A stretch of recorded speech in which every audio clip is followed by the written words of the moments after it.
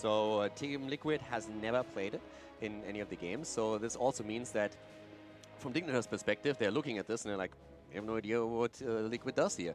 Maybe it's just going to be a standard draft, standard meta, what you would expect, but maybe Liquid has something prepared for this match. I mean, with the latest upgrades to the Protector, it's definitely become a little bit more of a standard-ish map, if that's even a way to look at it. It used to be you picked the heroes that got to late game and got to level 20, but it's definitely not an option anymore with that Protector being such an important factor. I feel like it's almost, this might be reaching a little bit too far, it's almost Haunted Minds-esque, where you want to get those 1 to 4 heroes that are really strong in the early game and try to get a point. That way you can open up the map pretty well. But you can always use Vikings. You can always use Vikings, that is true. If you're Team Liquid, that's always an option. Isn't it crazy how far the Vikings have fallen off, even for Team Liquid? I haven't seen Vikings in a long time. That's not quite true. We had them once. We did have them once. Yeah, and they got destroyed. They did get destroyed. So I think the chances that we're going to see them anytime soon are pretty slim. Always still a special place in our hearts for the Vikings being played by Hasselhoffs, man. That StarCraft, Warcraft 3 micro coming in and being played in a MOBA is always fun to watch. But let's do it. Let's hop into Volskaya Foundry. That's actually the main reason why I was very sad that when they chose Vikings in Phase 1, Part 1, that they were not successful with them. Because I don't want Vikings to be stable meta where you see them in every single game, not even 50% of the games. But if every now and then, you know, they fit into the draft where you have this one twist to it that they change everything, I would have loved that. But with Liquid losing on Cursed Hollow with the Vikings the last time they played it, I don't think they are going to use them anytime soon. But now we're on a different map. We're on Volskaya Foundry, not Cursed Hollow, and as we head into this, the first pick and first ban goes to Team Dignitas, and they continue a trend that we've now seen in the previous games, in the previous series. Garrosh banned early. So Dignitas, as did Team Zealous before, realizing Garrosh made it really rough for us. That was definitely a bit of a game changer, so let's make sure that that's not going to be a thing. And Liquid also not banning Maiev, saying, yeah, take her, we don't care. We get Maiev again here, Dignitas with the pickup. Gonna be interesting how that pans out, being able to force the fights around the control point. But then again, if you think about it, from Team Liquid's perspective, what does it look like? Team Liquid is looking at this now and it's like, can it really be worse than Tracer? Yeah, right? And in the hands of Dignitas, I can't really blame them. Yeah, it's definitely a bit of a situation to be pinched in. Stukov and Medivh come out, and it seems like Medivh getting more popular here. Thought we would see it pretty often from ADRD and crew when it comes to Zealots, but Team Liquid themselves have a pretty good Medivh player. Hasselhoff's shown in the past that he is very capable. It's so funny to me that in, like a year ago, we talked a lot about ADRD bringing in these twists in drafts that nobody really expected, and everybody is saying, hey, they're a bit crazy, and then they started to become the normal meta, and all of a sudden we have ADRD actually determining the meta with his team, and everybody else is following. All of a sudden, everyone is picking Stukov, Garrosh, Medivh. Yeah. So all the picks that the Zealots are pushing out, that ADRD's team showed at the Western Clash, have made an enormous rise towards the top of the meta in the Western scene. I mean, that started last year, too, when we saw ADRD and crew bring in the double support with the Ariel meta. They were the ones that started playing Ariel and mixed it in, and then eventually double support became a little bit more popular. So, ADRD helping change the landscape a little bit. Well, Team at Dignitas thinking about their follow-up here. I'm very curious to see if we're going to get that Arctis. I feel like he's so strong on this battleground, being able to control the front line, but for now, it's going to be Blaze and Malfurion popping in for Dignitas. Yeah, I think Malfurion is really what you have to go for here. So if Stukov is already taken away, we've talked about Xaylia and his insane track record with Malfurion. Now, of course, after the last match, a bit worse in 11-2. But it also brings me back to something else. Genji again losing here, and for Team Dignitas, this is really a hero where they have not had a lot of success. Now again, Dignitas had 3 losses with Genji, and over the entire duration of the first part, they had only 4 losses. So nearly every single time they, or nearly all of their losses involve Genji in some form. So Genji is such a fascinating hero because he can have an enormous impact on the match. Yeah. He can really just decide the entire game in favor of a team, but he can also be a huge liability if the opponent is able to counter him out or shut him down early. I mean, I think some would argue that's still an impact, right? It's just a negative impact coming your way. You are not wrong. Hashtag, what happened to Genji? Where's he going, man? ETC about to come up here as well for Dignitas as a ban. ETC was actually pretty popular at the eastern side of the world, especially towards the 3rd day of the Clash. becoming a little bit more aggressive. We also saw him this morning when they were playing in Korea. Dignitas thinking about taking him away from Team Liquid. Also coming back to Genji for a second, he could still be played on Team Liquid side, so you could still go and play him with Medivh here. True. If you really wanted to. If you feel on Volsky, he gives you that add-up that you want. But yeah, so Dignitas is definitely targeting tanks at this point. They already picked Blaze, they're currently banning out Garrosh, they are thinking about banning out ETC.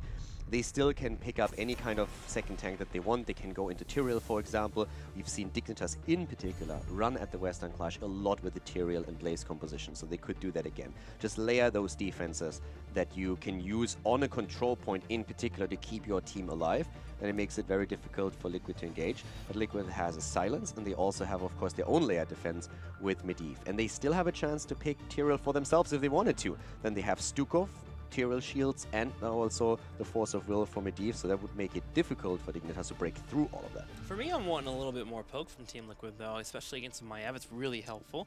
Even Thrall could be good here, or even a Junkrat, someone that can sit from afar and kind of whittle down your opponent, but also increase their damage. Both Junkrat and Thrall have talents that allow for them to do that. I could actually have seen Team Liquid banning out Junkrat and picking Hanzo for themselves. True. So I'm still looking to which team is going to pick up Junkrat here, since I feel if Liquid doesn't do it, Team Dignitas is not going to say no. Well, 5 seconds of counting. We'll see if that Junkrat comes in. Also looking for a bit of a main warrior for Team Liquid. And it's time. Gonna get the Emerden and the Junkrat popping in. Curious to see what we'll get from Eternal later on, but we'll see after Team Dignitas shows off their 4th and 5th. So Junkrat as expected, and Muradin in a similar composition to what we had earlier. Stormbolt into Stuk of Silence. Lurking Arm immediately, and then you have follow-up damage that of course comes out of it.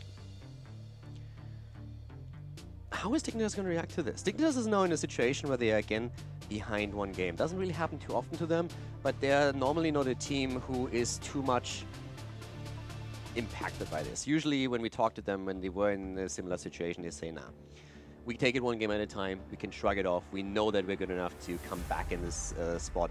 But of course, if you lose the first 2, then it's always rough. So this is an important one for Dignitas. I was wondering about possibly the Tyrael, but then I look over at Team Liquid. You got Stukov Sounds, making it hard for identification. You got Medivh's possibility for a Polybomb as well. It's a hard pickup here. The interrupt potential against Sanctification is really amazing, and that's why we could definitely see them go into something different.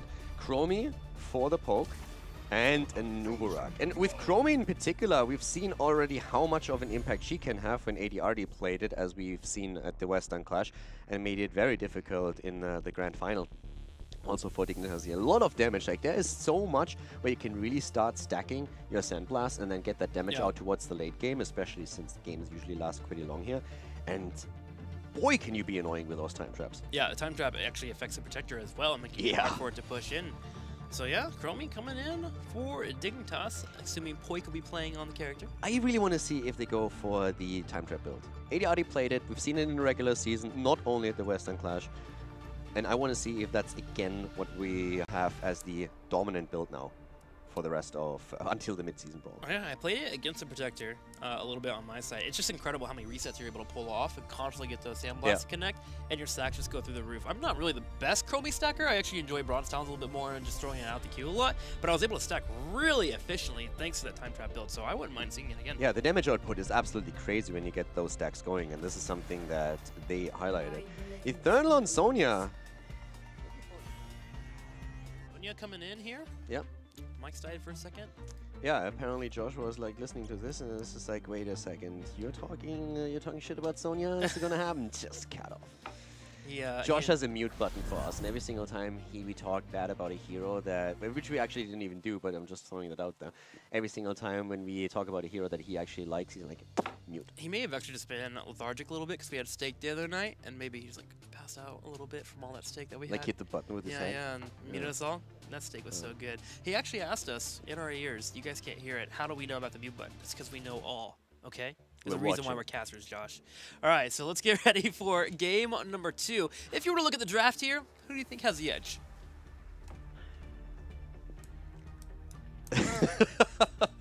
I'm actually just realizing what was the second pick for them was Medivh. You know what I wrote down instead of Medivh? I wrote Zealots. I'm just looking at my... ADRD. I'm looking at my setup here, and I was like, which draft do I like the most? Well, Team Liquid has Stukov, they have the Zealots, and I'm like, wait, what? Wait a minute. They have 5 extra players? Is that what you're telling me? It's so ingrained in my head that Zealots just pick Medivh that I just swapped that out. Yeah, so I need to be careful here. I can't actually tell you which one I like the most. I think both of them have a lot of arguments in their favor. We have an aggressive draft from Liquid. That's what I like because they were very aggressive in the first map and it worked out for them. But I'm a little bit worried about the impact of Maiev and Chromie. But as we head into our second game, let's just announce our players here. We have Wooby again on Blaze, Snitch on Maiev, Hoik on Chromie, Zelia of course on Malfurion, and JPL on the main tank in Uberak. On the right side, in the red, Sport Billy playing Muradin, Therno playing Sonya, Nurok on Junkrat, Hasuabs on Medivh, and Splendor back on Stukov. I'm still wrapping my head around that. They picked Zealots. I do the same thing with Stukov and Shad. I just write Shad down instead of Stukov. Yeah, but that's legit. At least it's a hero, right? It's not an entire team. Exactly. 5 more players in there. The poke starts between our teams, and Hoik and crew get a pull here on Sport Billy, but he is just fine. Splinter drops down the sounds. Here comes a Chromie combo. Nurok taking some sand to the face. Yeah, both of them just coming out swinging here, and you can already tell that it's going to be rough for Dignitas to get something done, because if Splendor is on point, then he will always have that silence ready whenever aggression happens towards one of his teammates. I think that's really when the Cocoon on the side of the Nubarak is going to play a huge role later on, when you can make sure that Stukov doesn't have the silence.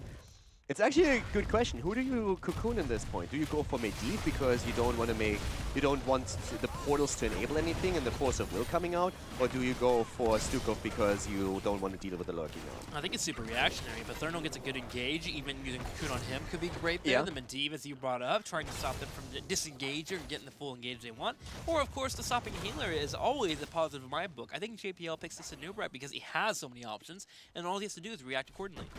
And we are, of course, talking about reaction. We have now the timely surprise on level 4, so already answering the question that we asked earlier. Will we see will we see the adaptation here of the setup on Chromie? And that's exactly what Hoik does. So he goes down the same path that ADRD went at the Western Clash when they were playing on Wall Sky. Alright, so we'll be looking for those cooldowns to be reset based on those landing out. Looking for the stacks as well. Currently, he's already sitting at 13 stacks. Wow, that is crazy. That is 1 stack for every 10 seconds to win the game so far. Just to put that in perspective. Team Dignitas using that Chromie to full effect. Team Liquid actually getting a bit aggressive in terms of mercenary camps. Takes the healing one to the top as well as the turret to the bottom right. Yeah, as you talked about Chromie, we really have to watch out for the stacks that she's going to gather. The one thing that is really cool when you are up against when the protector is taken away from you is you can't miss that thing. So you actually start just stacking and you get the bonus the entire time and just absolutely snowballs. So let's find out if Dignitas has that impact with Chromie that they're hoping for here. For now, they're pretty aggressive with the way that they are posturing on the map, moving with 5 into the mid lane to take one of the towers down already. So quick rotations happening from the top and the bot lane to push aggressively throughout the middle. That 5 is actually pretty important because of that Chrono Sickness being picked up by Chromie. Getting that slow duration on any target that does connect with it allows Chromie to get her engaged, but also Maiev able to move in for the fight whenever they want, get that entangle on any target, and then pull back. And they're not able to run away because it's slowed for that duration. It's 4 seconds and they lose half their movement speed. Yeah, also now you can see another big move here. There was vision just now granted by Chromie, so they know that the camp is about to be taken. Maiev, look at her to the top left. She's now capping. So they knew that the camp is capped. So they're trying to delay it as long as they can, because they try to avoid a situation where their own camp pushes into tower range of Team Liquid before it meets the camp that Liquid just took. So with Chromie, they confirmed that Liquid was also taking the top right camp, and then they delayed their own to make sure they meet in the middle. So super important here to avoid pressure on the top lane. JPL anchoring around this time trap. The first trap comes out. Sport Billy tanks it for his team, steps up and drops a storm wall as well. Hoik firing some shots, but not fully connecting the ones he would like. Only getting 4 stacks in the last couple of minutes here. Wubby finally coming in on the bottom and joining the fight as we're going to have a brawl around the area. And to be honest, there's so much crap on that point right now. We have towers, we have traps, we have the time traps here, concussion grenades, everything is in position. And also, Wubby is in trouble. He goes down. Nice move once again by Junkrat. Well played by Nurok. pushing him into the team, and that leads to the first kill of the game. Once again, Team Liquid, look at them. Hasu absolutely killed it there with that force of will. We had Sonya going for the engage, and it was a straight bait for Dignitas. They put JPL in a position where that spear would have put him in a spot to go in for the engage, but they landed on top of the time trap, which allowed for everyone for Dignitas to turn around and apply damage to Sonya. But Hasu lands that perfect force of will, and that allowed for them to, in turn, turn around the entire fight and get that kill on Wubby. I really like how Liquid presents themselves right now. They have a very aggressive drafts, and I like that way more than the way they played when we look at part 1 of phase 1. So it's really enjoyable to see that. Now keep in mind, when we're talking about Team Liquid, last year they just dominated the first half of 2017. They did so well. And then everything started to drop off. They started to doubt themselves. The communication didn't work out as much anymore as they wanted to. And they always had this goal to come back into the position where they dominated Europe, where they were the ones fighting for the #1 spot and defending it against the opponents. And since then, it was always the goal to go the offline events and to get that dominance back. And now they're really showing. They might not be able to pull it off, but they're really showing that they work hard to get into that position again. Yeah, I mean, I'm liking what I'm seeing, but I want to see it week after week. Yes. For now, I'm looking at game number 2, and so far they're looking good, and we'll see if they're able to snatch out a win here against Snitch and Crew. Right now, an immediate engage lands here as Murden gets taken out. We have Team Liquid in a position where they can grab the control point, but Team Dignitas has something to say about that. Yeah, Dignitas is trying to fight back here, but Snitch also has to be careful. The initial kill against Murden was great, but Eternal now also trying to see if he can maybe get a hit against Zelia. Zelia, by the way, very low in mana here. Big problem for them, or soon to be at least, but the level 10 on the side of Chromie is really helping her out as well, and the team, of course. More hits coming in, and Eternal, oh my god, he nearly fell. But Dignitas is running out of hit points, and they don't have mana on Malfurion. It doesn't matter. If Dignitas actually doesn't win this control point, it's fine. Chromie has jumped up from 13 stacks to 43 in these last couple of minutes because she's been landing all of these Qs. And Anubrak takes some damage as well, able to get out with the burrow charge. Snitch on the back left. Dignitas starting to get to a point where attrition is starting to get the best of them. Wubby goes in for another engage, but he's body blocked. He might actually fall. Yeah, Wubby is way too far out, and he dies again. But as you said before, the stacks on Chromie are getting out of hand. And now with a Protector, that should shoot up even more. 46 as the Protector has taken, and we're going to take a closer look how many stacks Chromie has once the Protector is gone. So far, Poik's actually missing every single time. Of course, the moment we start highlighting, let's watch Chromie land her Sandblast. Just whiffs by the Protector. 2 missing already, and we're going to have Team Liquid adjusting to the top. They're doing a good job. They sit still for a second, and they peel away, making it hard for Chromie to guess where they're going to be. Poik, please. He's going to miss another one here. Like, he didn't hit one. He's hitting a new record of 7 missed shots in a row, Caldor. He's insane! He's on 8 now. He's missing everything. So, I mean, honestly, jokes aside, Team Liquid's doing a really good job here of sitting still for a second, waiting for Chromie to wind up, and then baiting away, making sure that the Sandblast does not connect. Finally, one does hit here. There's the second one, and we have 49 shots for Chromie. Now we're talking. Now we're talking. Okay, so now our boy is actually starting to get some value here. But I really like how Liquid is doing a very good job of avoiding the Sandblast. It's not only Poik trying to guess, okay, where is the Protector going to be, but Liquid, of course, is very well aware what the threat is. If you allow Chromie to stack freely against the Protector, then all of a sudden in the late game, you just get bodied completely. So Liquid is making sure that they completely dodge everything that's happening here. Now, Poik still got a couple of stacks. He's sitting at 52 here already, which is still very, very good if you think about the quest progression. But Liquid is doing the best they can to make sure that it's not getting out of hand in the late game. Team Liquid doing their best here not to get lazy.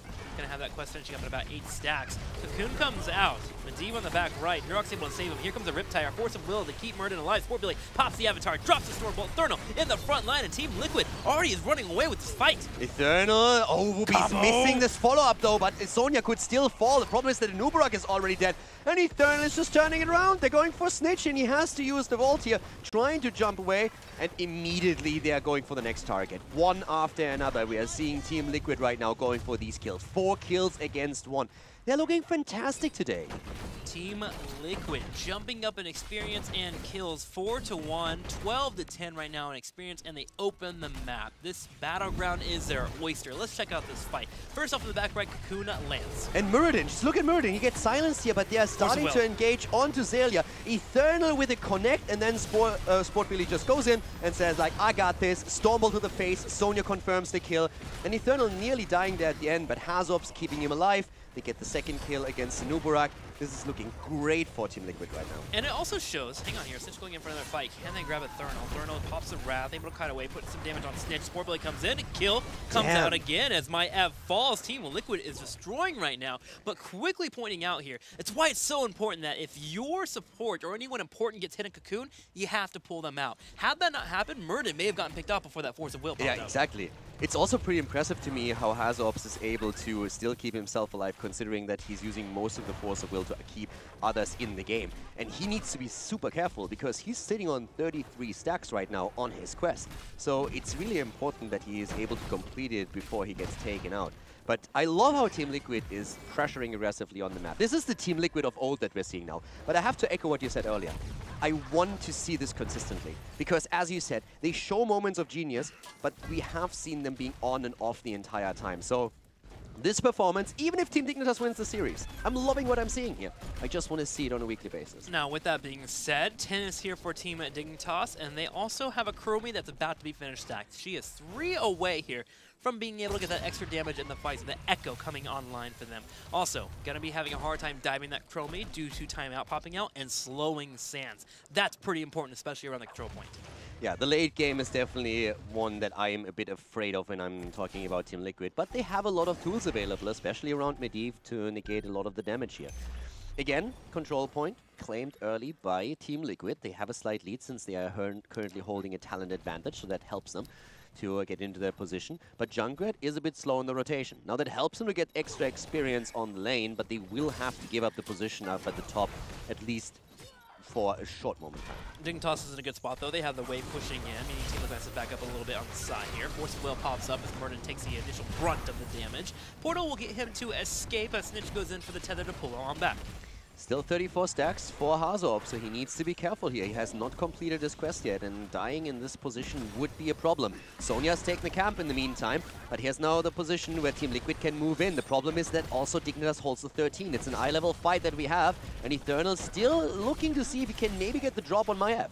Team Liquid does have time here. They can poke though. Remember, they always have that Junkrat factor available, looking for that one target to maybe throw it a little too far. Meanwhile, also throwing out grenades. Combo comes out and lands on Sportbilly. Eternal pops the Wrath. He goes in for Snitch, gets him down to half health. Already spinning here. Cocoon has to be used. Cocoon is there, and immediately the nades to the face as we see him breaking through the Cocoon. The silence comes out. Fantastic position here. Snitch is low, and we are seeing them pushing it away. Snitch is rushing away from the Riptire, and it hits Poik full in the face here. He's already low, and that's the moment where Dignitas says, boys, we need to fall back for now. They fall back, and Team Liquid takes over the point. 70% to 4% still in favor of Dignitas. Team Liquid has taken their time to work on grabbing this support camp, and they still have 16 around the corner, but they're half a level away, so Team Dignitas still has a chance to fight. I absolutely love that they went for the healing pulse here. I really like it. They already have the advantage of holding their fountain and the fort at the top lane, so they can always retreat and reset, but now they also have the healing pulse, and that is fantastic for them. Look how close they are to 16. This is why Liquid is currently a bit hesitant. They don't want to go in too deep,